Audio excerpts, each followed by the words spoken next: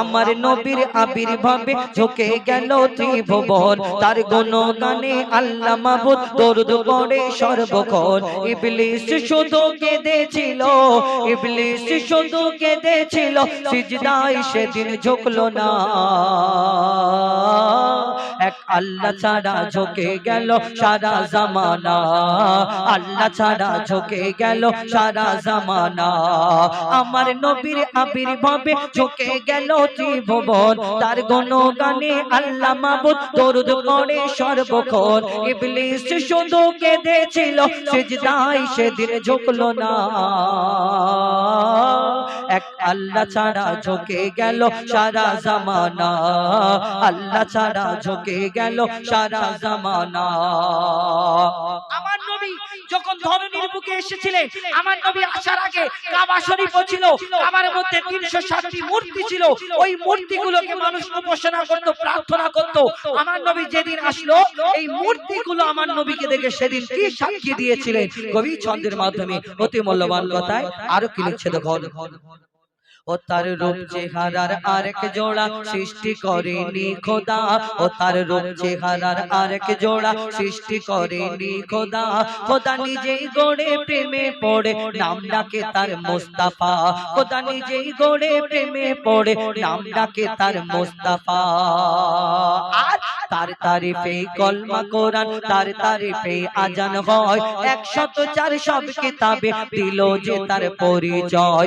104 সব কিতাবে দিল যে তার পরিচয় সে এলো ধরাই এমন সময় ও সে এলো ধরাই এমন সময় তখন খোদাকে কেহ চিনত না পাথরকে সব খোদা ভেবে করতো তখন প্রার্থনা পাথরকে সব খোদা ভেবে করতো তখন প্রার্থনা 360 মূর্তি ছিল ইব্রাহিমের কাবাতে আমার নবীর আসার পরে চিড় ধরে সব মূর্তিতে আমার নবীর আসার পরে চিড় ধরে সব মূর্তিতে ওই মূর্তিগুলো সাক্ষী দিল ওই মূর্তিগুলো সাক্ষী দিল আল্লাহ শুধু একজনা মুহাম্মদ খোদার শেষ নবী নবী কেউ আর আসবে না মুহাম্মদ খোদার শেষ নবী নবী কেউ আর আসবে না আমার নবীর আবির্ভাবে ঝুঁকে গেল ত্রিভুবন তার গুণগানে আল্লাহ মাবুদ দরুদ পড়ে সর্বক্ষণ ইবলিস শুধু কেঁদেছিল সিজদায় সেদিন ঝুঁকলো না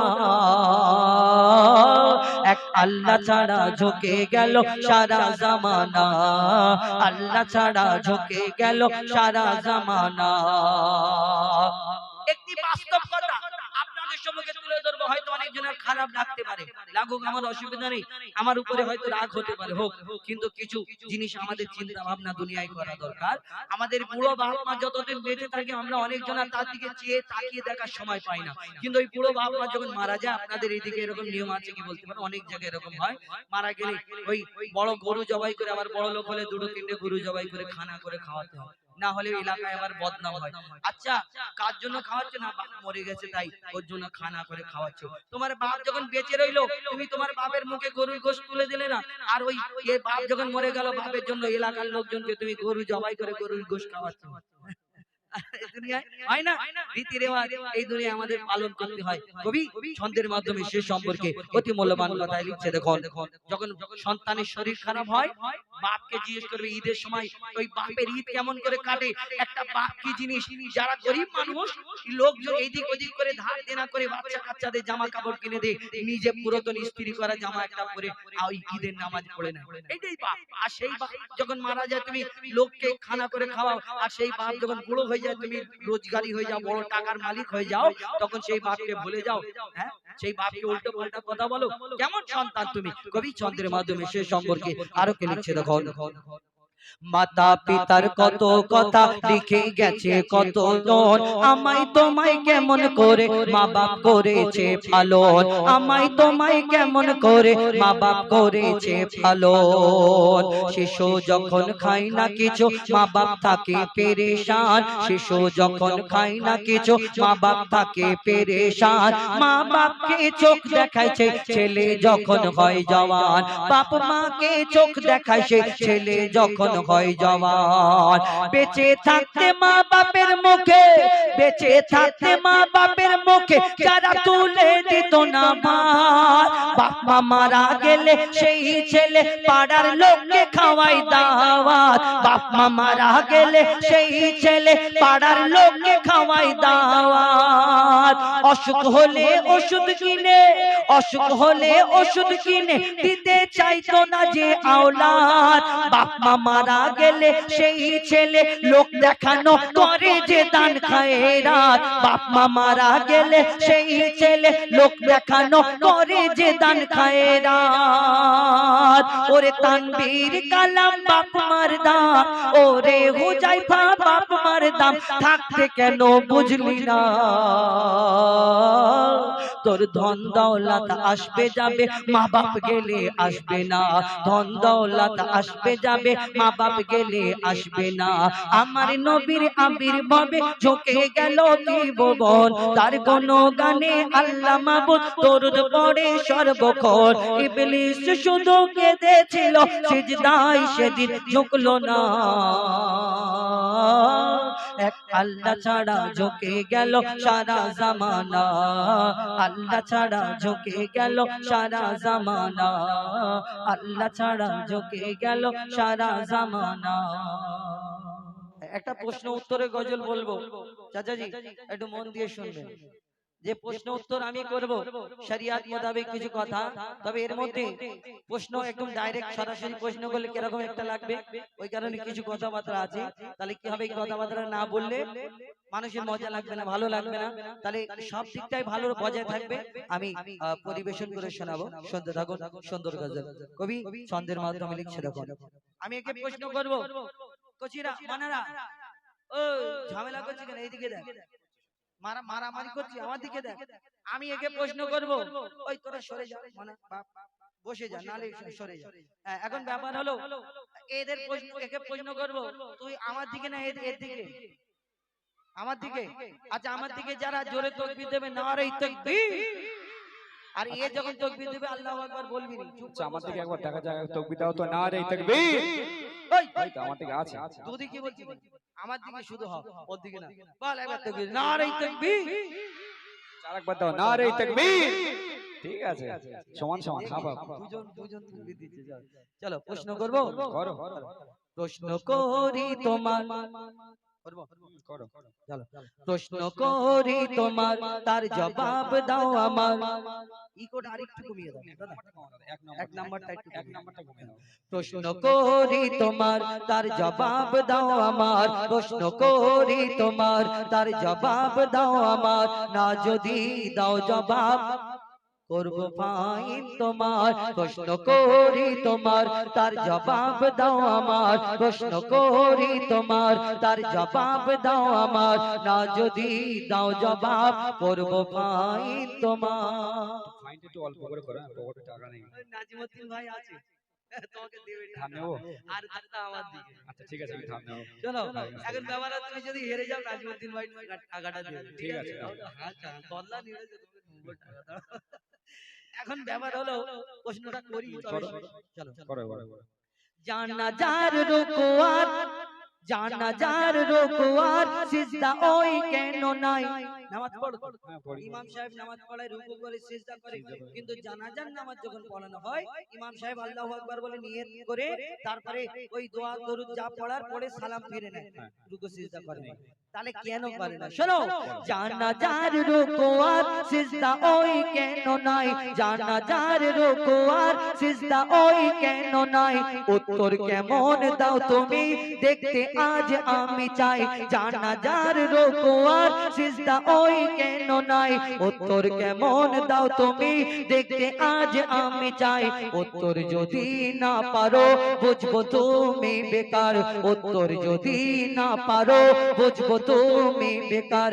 না যদি দাও জবাব করব ফাইন তোমার।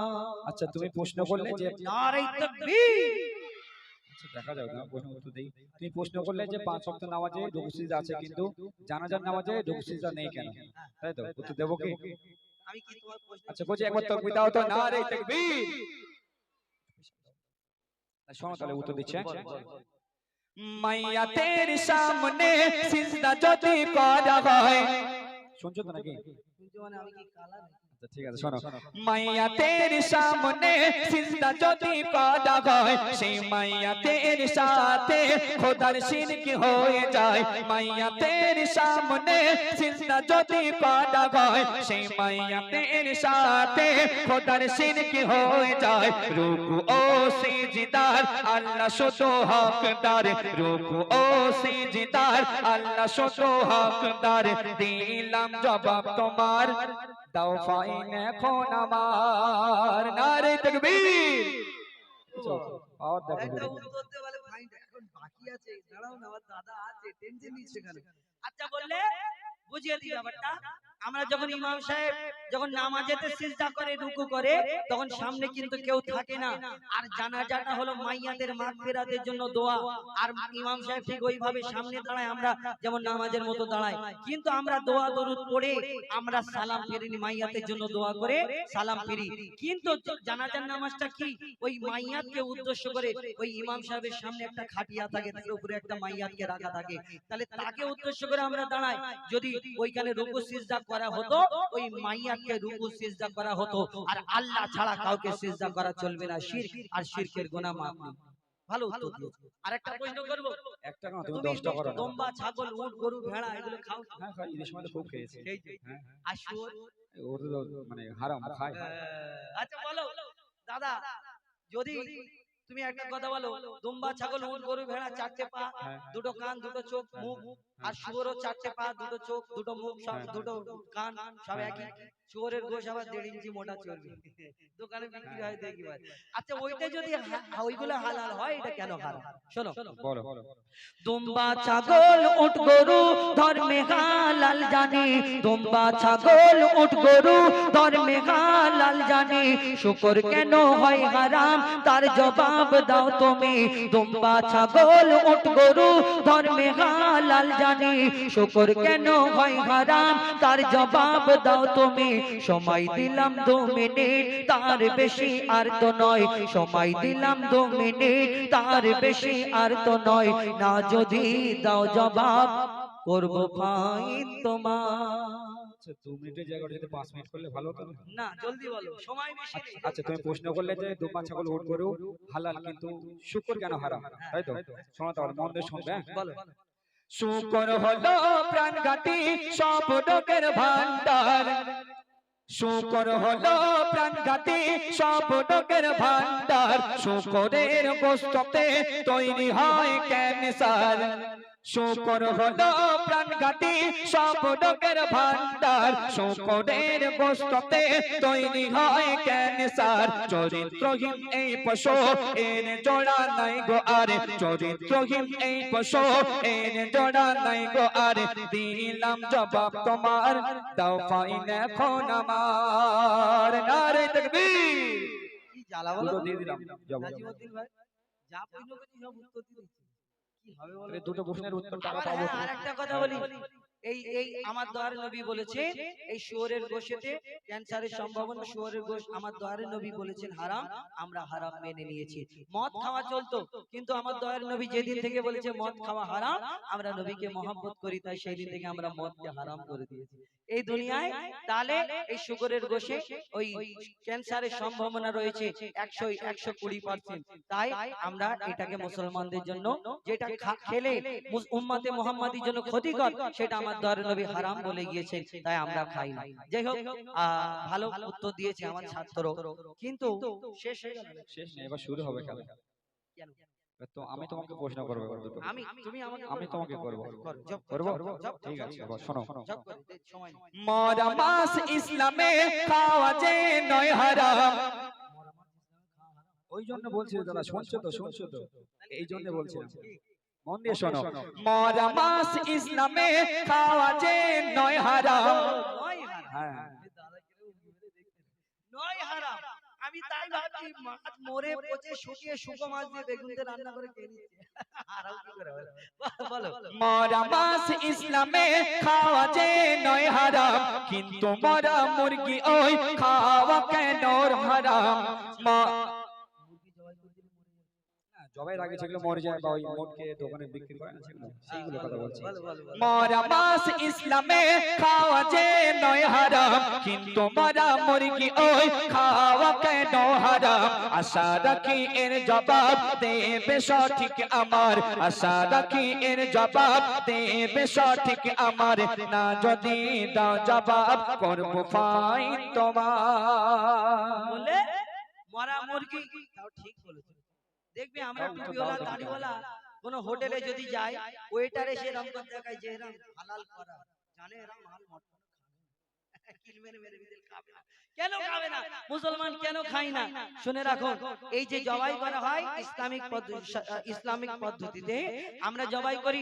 আমার দয়ার নবী যা বলে গেছে এখন 1400 বছর আগে, এখন বিজ্ঞান সেইগুলো বলছে এটাই সঠিক। এই মুরগি জবাই করার আগের ভিতরে যে রক্তটা চলাচল করে, জবাই করার আগে মরে গেলে সঙ্গে সঙ্গে ওই মুরগি যে মাংসটা শুকনো মাংস থাকে। তো আমি উত্তরটা দিই, শোনো ভালো করে। শোনো ভাই, মুরগি ওই যখনই মারা যায়, ওর যত রক্ত সব গোশত ওই শুষে নেয়। ভালো করে উত্তর শুনবে, বলবে না যে আমি বুঝতে আচ্ছা পারি। ঠিক আছে বলো। ঠিক আছে, শোনো ভাই, মুরগি ওই যখনই মারা যায়, ওর যত রক্ত সব গোশত ওই শুষে নেয়। রক্তে থাকে জীবাণু, গোশত দূষিত হয়। যদি জবাই করা হয় রক্ত সব বেরিয়ে যায়। রক্ত পান হয় হারাম, এই যে হুকুম খোদার। রক্ত পান হয় হারাম, এই যে হুকুম খোদার। দিলাম জবাব তোমায়, কি করবে বলো এখন আমায়? নারে তাকবীর। আচ্ছা দিয়েছো তোর ঠিক পুরোপুরি বুঝতে পারলাম না ব্যাপারটা, একটু খুলে জানি খুলে বললে তো ভালো শোনো, হয়। আমি জানি তুমি মাথা মোটা, হেড়ে মাথা, একটা সে 3 বার ছিলাম না সেই কারণে। এত বড় মাথা তোমার। এখন ব্যাপার হলো, মুরগি জবাই করে কেন আমরা খাই? ওর ভিতরে যে রক্তটা চলাচল করে জিন্দা থাকলে, ওই মুরগিটা যখন সঙ্গে সঙ্গে মেরে দেওয়া হয়, কেউ দেখবে মোটকে মেরে ফেলে দেয়, কেউ কিল মেরে ফেলে দেয়, তারপরে খালফস করে। তো ওই মেরে দেওয়ার সঙ্গে সঙ্গে ওর ভিতরে যে রক্তটা চলাচল করে, ওই রক্তটা যে মুরগির মাংসটা সাদা মাংস আস্তে আস্তে শুষে নেয়। আর ওই মাংসের ভিতরে যদি রক্ত, আল্লাহ বলে যে রক্ত পান করা হারাম, আর রক্তটা যদি মাংসে ঢুকে যায়, সেই মাংসটা সঙ্গে আমাদের রক্তটাও খাওয়া হয়ে যাবে। তাহলে মাংসটা আর রক্তটা খেলে আমাদের মাংসটা হারাম হয়ে যাবে। উত্তর দিতে পারলাম? ঠিক আছে, আমি আর একটা প্রশ্ন করব তোমাকে। জলদি জলদি জলদি। হ্যাঁ, কোরআনের কোন সূরায় বলো বিসমিল্লাহ নাই? নারে তাকবীর। বলো, কি হেরে গেলে কান ধরে মাপ চাই? আচ্ছা প্রথম উত্তরটা দাও, তারপর তো। আমি হারলে কান ধরবো। আচ্ছা ঠিক আছে, দেখা যাবে নাও। কোরআনের কোন সূরায় বলো বিসমিল্লাহ নাই? কোরআনের কোন সূরায় বলো বিসমিল্লাহ নাই? কেমন তুমি বাহাদুর তার প্রমাণ দেখতে চাই। আমার নাম কি লিখেছে? এমডি বাহাদুর। বাহাদুর মানে একটা মহান ব্যক্তি আর কি, সেই এমডি কারণে হয়ে যায় বলছি। বা লিখেছে। বলো। কোরআনের কোন সূরায় বলো বিসমিল্লাহ নাই? কেমন তুমি ওস্তাদ তার প্রমাণ দেখতে চাই। মনে হয় এর জবাব নাই গো কাছে তোমার, মনে হয় এর জবাব নাই গো কাছে তোমার।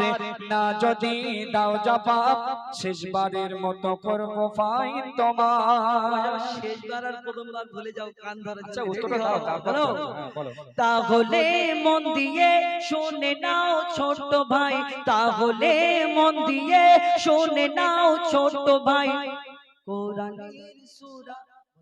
কোরআনের সূরা তওবাতে বিসমিল্লাহ নাই।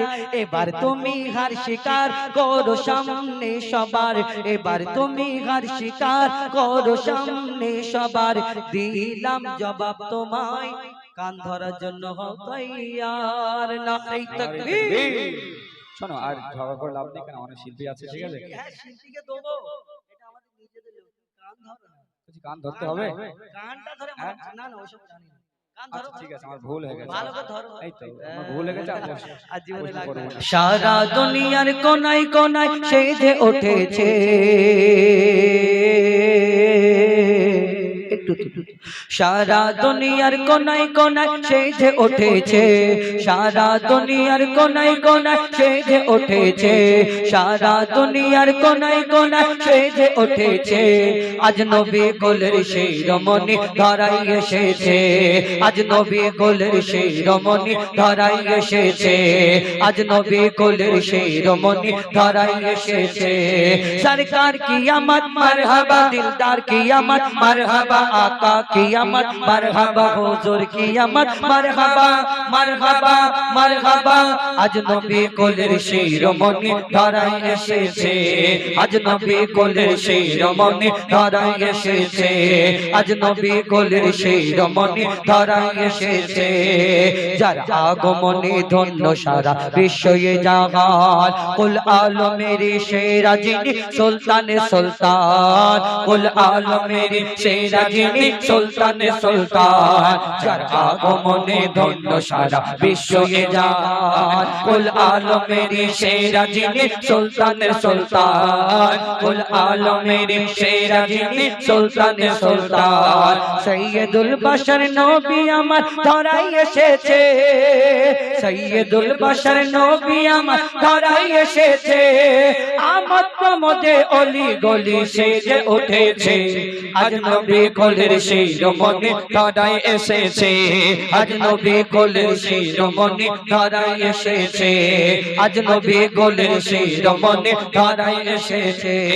সব নবীরা আমার নবীর উম্মত হতে চায়, মোর নবীজির শানে মানে সবাই ডুবে যায়, মোর নবীজির শানে মানে সবাই ডুবে যায়। সব নবীরা আমার নবীর উম্মত হতে চায়, মোর নবীজির শানে মানে সবাই ডুবে যায়, মোর নবীজির শানে মানে সবাই ডুবে যায়। যেই নবীর উম্মত হয়ে মজবুর, যেই নবীর প্রেমে স্বয়ং খোদা দরুদ পড়েছে, যেই নবীর প্রেমে স্বয়ং খোদা দরুদ পড়েছে, যেই নবীর প্রেমে স্বয়ং খোদা দরুদ পড়েছে, সেই নবীর উম্মত হয়ে মজবুর ধন্য হয়েছে।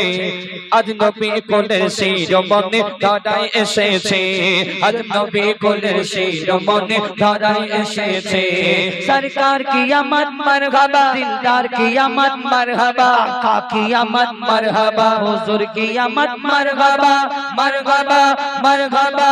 আজ নবী কোলের সেই রমণী ধরাই এসেছে, আজ নবী কোলের সেই রমণী ধরাই এসেছে, আজ নবী কোলের সেই রমণী ধরাই এসেছে। শুনে এবার ফরমাইশ মোতাবেক একই রকম রেখে মানে কমে গেলে হঠাৎ খুব কষ্ট হবে। তো এখন ফরমাইশ মোতাবেক গজল hello check, hello hello hello check, hello hello hello check check, hello hello check.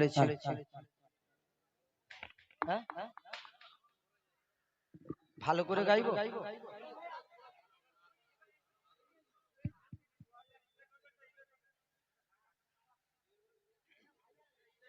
আমি তো আমার যতটুকু পাচ্ছি আমার, এবার এতে ভালো যদি বলে এবার আমি কি করবো বলো।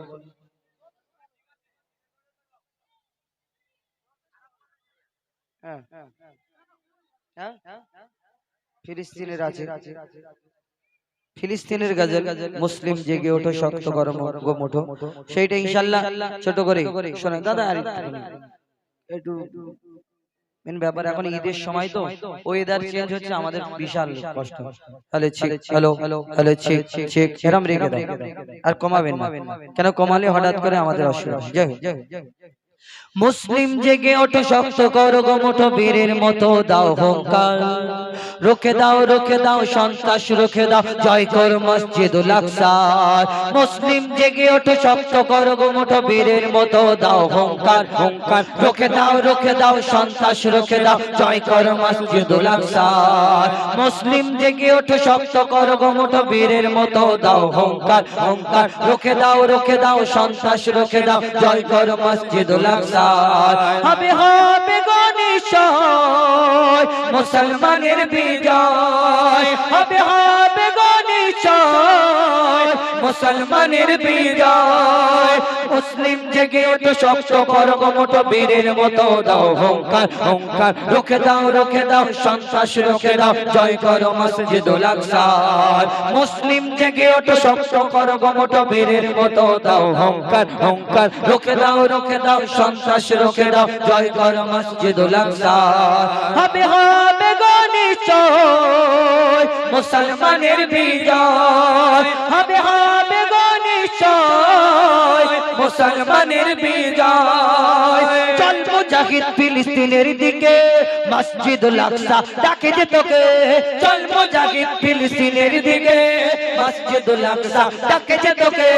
লড়ছে মুজাহিদ বীরের বেশে, লড়ছে মুজাহিদ বীরের বেশে, নেই যে তাদের কোন মরণের ভয়, হবে হবে গো নিশ্চয় মুসলমানের বিজয়, হবে হবে গো নিশ্চয় মুসলমানের বিজয়। মুসলিম জেগে ওঠো শক্ত করো গো মুঠো বীরের মতো দাও হুঙ্কার হুঙ্কার রুখে দাও সন্ত্রাস রুখে দাও জয় করো মসজিদুল আকসা। মুসলিম জেগে ওঠো শক্ত করো গো মুঠো বীরের মতো দাও হুঙ্কার হুঙ্কার রুখে দাও সন্ত্রাস রুখে দাও জয় করো মসজিদুল আকসা। একসাথে জেগে ওঠো যত মুসলিম আর কত কাল মোর রব পরাধীন, একসাথে জেগে ওঠো যত মুসলিম আর কত কাল মোর রব পরাধীন, একসাথে জেগে ওঠো যত মুসলিম আর কত কাল মোর রব পরাধীন। জীবন যতক্ষণ আছে গো মোদের, জীবন যতক্ষণ আছে গো মোদের, কুরবান করব খোদার রাস্তায়, হবে হবে গো নিশ্চয় মুসলমানের বিজয়, হবে হবে গো নিশ্চয় মুসলমানের বিজয়। মুসলিম জেগে ওঠো শক্ত করো গো মুঠো বীরের মতো দাও হুঙ্কার হুঙ্কার রুখে দাও সন্ত্রাস রুখে দাও জয় করো মসজিদুল আকসা। মুসলিম জেগে ওঠো শক্ত করো গো মুঠো বীরের মতো দাও হুঙ্কার হুঙ্কার রুখে দাও সন্ত্রাস রুখে দাও জয় করো মসজিদুল আকসা, জয় করো মসজিদুল আকসা, জয় করো মসজিদুল আকসা। এখন আপনাদের সম্মুখে আমার কমিটির তরফ থেকে যে ফরমাইশ বিনা দানার খেজুর এবং আরেকজন ভাইয়ের ফরমাইশ যে এই মাকে নিয়ে, যে মা গো এই দুনিয়া থেকে মা যখন বেঁচে থাকে তখন আমাদের মাকে আমরা কদর করি না, সম্মান করি না। তো সেই ইনশাআল্লাহ সেই গজল বলবো, তারপরে কমিটির গজল বলবো ইনশাআল্লাহ। তার মধ্যে আমাদের ইমরান ভাই আপনাদের সঙ্গে আসবেন, তার কণ্ঠ থেকে শুনবেন। এখন শুনতে থাকুন। আমি এই কমিটি দাদার নাম কি বললো? বিনা দানার খেজুর, আজগার আলী ক্যাশিয়ার, ক্যাশিয়ার মানে ওনারটা যদি না বলি টাকা দেওয়া, হ্যাঁ টাকার থলে ওনার কাছে আজগার আলী ভাই। তো কি ও এনাকে আমি কি আজগার আলী ভাইয়ের ফরমাইশ বিনা দানার খেজুর কমিটি। এতক্ষণ সব কটা নতুন বলেছি, একটা দুটো যেন এই মুসলিম যে গোটা এটা, তবে এখন ফরমাইশে একটা দুটো গজল বলি, কেন একটা না নতুন বললে আবার হয়তো অনেক জনের ভালো লাগবে না, একটা দুটো পুরাতন শোনা দরকার। কবি ছন্দের মাধ্যমে লিখছে দেখুন।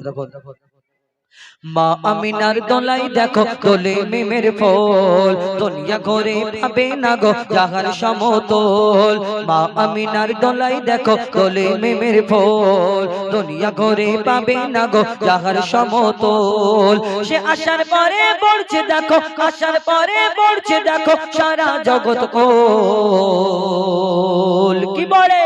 বলে লা ইলাহা ইল্লাল্লাহু মুহাম্মদ রাসূল, লা ইলাহা ইল্লাল্লাহু মুহাম্মদ রাসূল। মা আমিনার দোলাই দেখো তোলে মিমের ফল, দুনিয়া ঘরে পাবে না গো যাহার সমতল। মা আমিনার দোলাই দেখো তোলে মিমের ফল, দুনিয়া ঘরে পাবে না গো যাহার সমতল। আমার নবী ধরনের বুকে তাশরিফ মানে তার আব্বা জান ছিলেন না, মা আমিনা চিন্তা করে এত সুন্দর ফুটফুটে বাচ্চা আল্লাহ দিয়েছো, কেমন করে মানুষ করব? আল্লাহ তরফ থেকে খবর আসে, আল্লাহ তরফ থেকে খবর আসে। কি খবর? কবি ছন্দের মাধ্যমে লিখছে দেখো।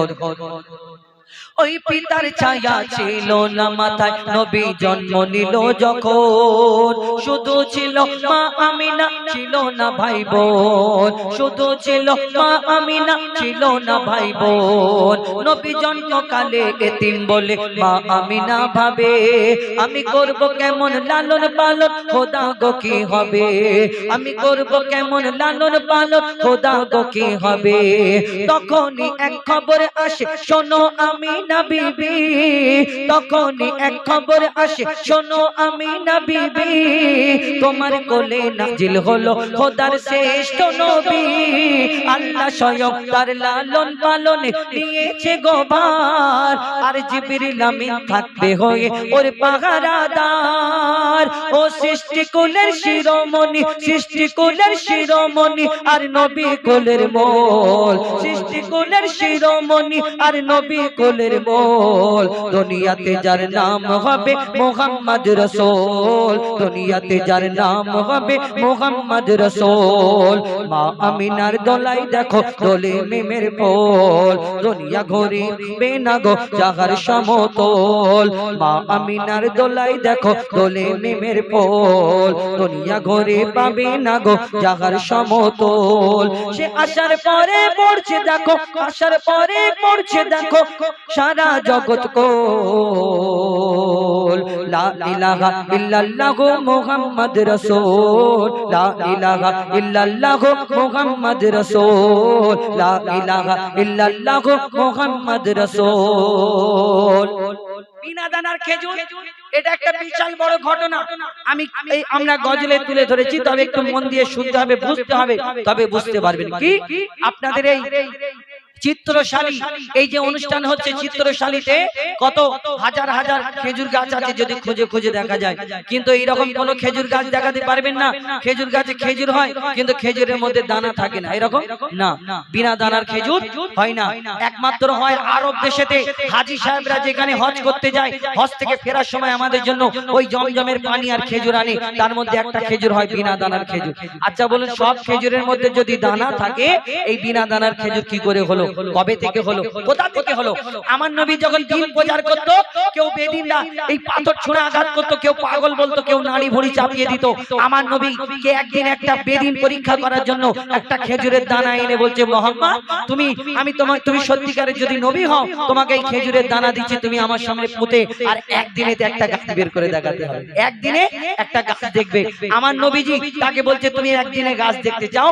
আমি তোমাকে আল্লাহর হুকুমে একদিনে গাছ হবে গাছেতে ফল হবে এই ফল কালকে তোমাকে খাওয়াবো যখন এই কথা বলে ইহুদি চিন্তায় পড়ে যায় আর বিনা দানার খেজুর কি করে হলো লিখছে দেখুন এক খেজুর দানা নিয়ে এক ইহুদি নবীর কাছে কয় এক খেজুর দানা নিয়ে এক ইহুদি নবীর কাছে কয় বলে তোমায় নবী মেনে নেব তোমায় নবী মেনে নেব এই দানাতে যদি একদিনে গাছ হয় তোমায় নবী মেনে নেব এই দানাতে যদি একদিনে গাছ হয় আর সেই দানা নিয়ে নবী আমার মাটিতে পুঁতে হাসে বলে এই দানার ফল খাবে গোকাল ইহুদি তুমি এসে এই দানার ফল খাবে গোকাল ইহুদি তুমি এসে আর কি হয় ভাবে ইহুদি সত্যি যদি এই দানাতে গাছ হয়ে যায় সেই ভয়েতে গভীর রাতে ইহুদি দানা চুরি করে তুলে নেয় ইহুদি বাড়ি চলে গিয়েছে আমার নবী দানা পুঁতে দিয়েছে সে আর রাত্রিরে ঘুম হয় না শুধু উপাস করে কেন চিন্তা করছে যদি সত্যিকারের নবী মুহাম্মদ গাছ বের করে দেখায় ইহুদি সাথীরা বলছে মুহাম্মদ আসমানের চাঁদকে টুকরা করেছে জমিনের পাথরকে কলমা পড়িয়েছে মুহাম্মদ কোন জাদু জানে এই কথাটা শোনার পরে তার আর ঘুম হয় না সে চিন্তা করছে আমি কি করে বাঁচবো সে গভীর রাত্রে গিয়ে দানা চুরি করে পকেটে ঢুকিয়ে চিন্তা করছে এবার কি করে মুহাম্মদ গাছ বের করে দেখা আমিও দেখবো তারপর কি ঘটনা হয় দেখছে দেখো ভাবে ইহুদি সত্যি যদি এই দানাতে গাছ হয়ে যায় সেই ভয়েতে গভীর রাতে ইহুদি দানা চুরি করে তুলে নেয় সেই ভয়েতে গভীর রাতে ইহুদি দানা চুরি করে তুলে নেয় পরের দিনে সেই ইহুদি নবীর সাথে গাছ দেখতে যায় পরের দিনে সেই ইহুদি নবীর সাথে গাছ দেখতে যায় গিয়ে দেখে সেথায় গাছ হয়ে ফল ভরে রয়। নবী তাকে নিজের হাতে সে গাছের খেজুর খেতে দেয়, আর খেজুর খেয়ে বলে ইহুদি এর দানা কোথায়? গাছ হইতে খেজুর হইতে আমার নবীর কাছে গাছ দেখতে গিয়েছে, আমার নবীজি তাকে খেজুর পেড়ে পেড়ে দেয়, খাও। কেন? যদি ডুপ্লিকেট হয়, সাজানো হতে পারে। আমার নবী তাকে একটা দুটো তিনটে খেজুর পেড়ে পেড়ে দিয়েছে, খাও, খেয়ে দেখো ডুপ্লিকেট কি অরিজিনাল। যখন আমার দয়ার নবী খেজুর পেড়ে দিল, সে খেয়ে বলছে ঠিক আছে, সব ঠিক আছে, কিন্তু একটা সমস্যা। কি? না মুহাম্মদ, আরবের বুকে এত খেজুর গাছ আছে, সব খেজুর গাছে খেজুর হয়, খেজুরের মধ্যে দানা হয়, আটি হয়।